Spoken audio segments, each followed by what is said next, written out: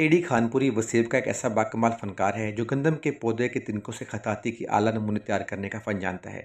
ये बाकमाल फनकार इतनी महारत और नफासत के साथ इन तिनकों को जोड़ता है कि जब ये मुकम्मल होते हैं तो दिखने वाले इस शाहकार को देखकर आशीष कर उठते हैं। मेरा नाम अल्लादिता अलमारूफ एडी खानपुरी है। मेरा ताल्लुक ज़िला रहीम यार खान तहसील खानपुर से है। मैं अरसा 30 साल से गंदम के तने से, तिनकों से कुरानी आयात के मुख्तलिफ़ फ़न पारे तैयार करता हूँ।